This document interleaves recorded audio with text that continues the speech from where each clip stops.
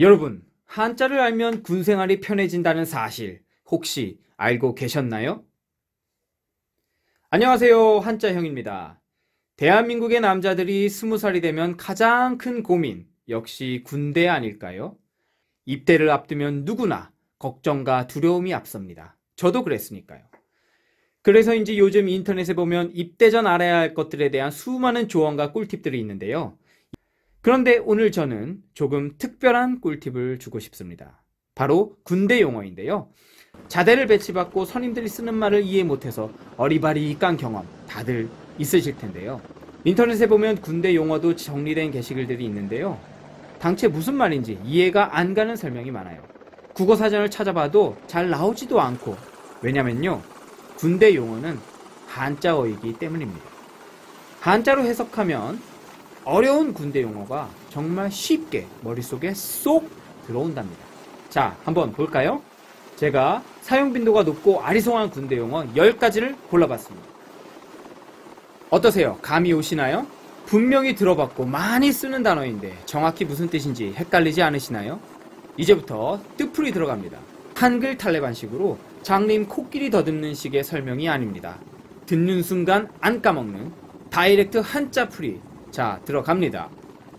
사열은 조사할사, 볼열. 자세히 들여다보고 상태를 점검한다는 뜻입니다. 그래서 총기 사열이라고 하면 각자 총을 완전히 분해해서 상관이 점검하기 쉽도록 쭉 펼쳐놓는 이런 그림이 되는 겁니다. 부대 사열은 부대의 기강과 준비 상황을 보여주는 행사로 자로 잰 듯 정확히 줄을 서고 로봇처럼 걸어가면서 각 부대가 지휘관을 향해 경례하는 것.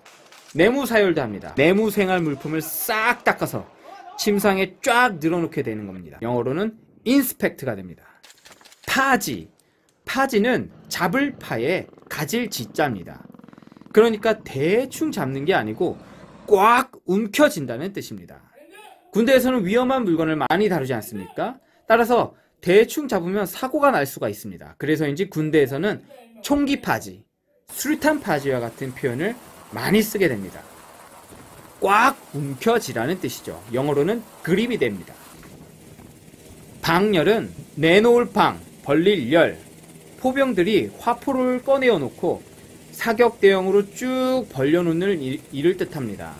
이걸 한자를 모르면 그냥 감으로 이해하고 감으로 대충 써먹어야 할 수밖에 없습니다. 국어 사전을 찾아봐야 뜻풀이가 제대로 안 나오고 인터넷에는 그냥 들어도 헷갈리는 설명만을 하고 있을 뿐입니다. 정말 답답할 노릇이죠.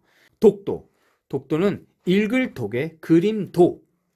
그림은 지도를 뜻합니다. 즉, 지도를 읽는 법이죠.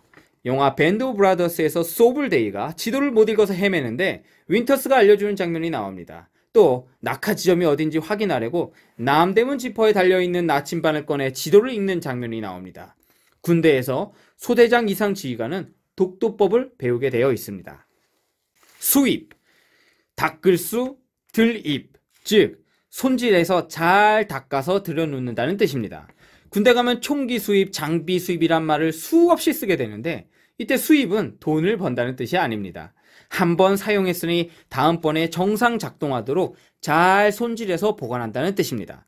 총을 쏘고 나면 깨끗이 탄 찌꺼기를 닦아내고 기름칠을 해서 보관하고 삽이나 빗자루를 쓰면 깨끗이 닦고 털어서 정돈해 놓아야 합니다.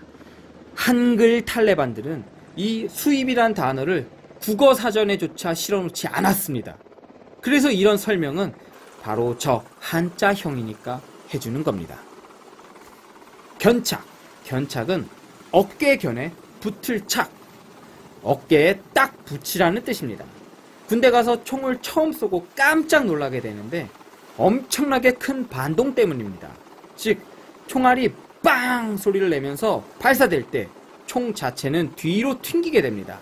이때 총의 개머리판을 어깨에 딱 붙이라는 거, 바로 이게 견착입니다. 이 견착을 제대로 안 하면 어깨가 그냥 아주 아작이 나는 수가 있습니다. 세열. 세열은 간을 세, 찢어질 열, 즉 잘게 찢어진다는 뜻입니다. 따라서 우리 군에서 쓰는 수류탄을 세열 수류탄이라고 합니다. 적에게 던지면 작은 새 조각이 사방으로 찢어지듯이 튀면서 살상하는 그런 무서운 무기라는 뜻입니다. 사실 수류탄이라는 말 자체에 성류, 류자가 들어가서 파편으로 적을 살상하는 무기라는 뜻이 들어 있습니다. 자, 연등, 느릴 연, 등등. 즉, 정해진 시간에 불을 끄지 않고 조금 더 연장한다는 뜻입니다. 라떼는 말입니다. 박지성이 경기한다고 하면 병사들은 연등을 간절히 원합니다. 이때 너그러운 지휘관이 자, 오늘은 연등한다 라는 말이 떨어지면 온 부대가 환호성을 지르곤 했습니다. 즉, 박지성 축구 봐라 이런 뜻입니다.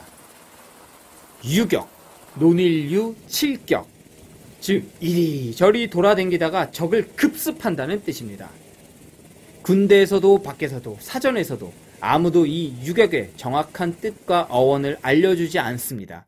그런데 저희 아버지 말씀으로는 옛날에 모택동의 중공군이 장개석 국민군에게 밀려서 험한 산속과 시골로 떠돌 때 절벽을 기어오르고 협곡을 건너고 하면서 장애물을 극복해가면서 국민군을 괴롭혔다고 합니다. 거기서 유래한 군사작전이 바로 유격이라고 하는데요. 그래서 유격 훈련을 가면 뒤지게 힘듭니다.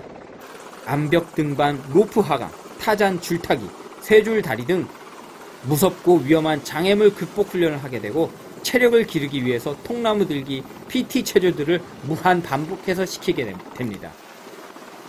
포복, 기어갈 포, 기어갈 복, 엎드려서 기어간다는 뜻입니다. 우리가 포복절도라는 말을 쓰잖아요. 이건 아늘포의 배포, 꺾일 절에 넘어질 도예요. 그러니까 너무 웃겨서 배를 그어지고 바닥에 넘어질 정도로 웃는다라는 뜻입니다. 그런데 군대에서 말하는 포복은 포복절도의 포복이 아니고 그냥 기어간다는 뜻입니다. 왜 기어가냐고요? 총알이 빗발치는데 고개를 들면 머리에 바람구멍이 나기 십상입니다. 자, 어떠세요? 이것 말고도 탄착, 탄착군, 점호, 상륙, 도화, 강하, 사로, 사거리, 비거리, 포신, 고문관, 관등성명, 방상내피, 기도비닉, 등하관제, 수하, 시건장치, 피하식별, 참호, 혹한기, 혹서기, 집체교육, 박격포, 견인포, 자주포 등 군대에서는 정말 많은 한자어를 씁니다. 이런 단어들은 국어사전을 찾아봐도 뜻이 잘 나오지 않습니다. 물론 군대에서도 잘 알려주지 않습니다. 그런데 한자어라고 해서 이렇게 무조건 배척만 하는 것이 과연 옳을까요?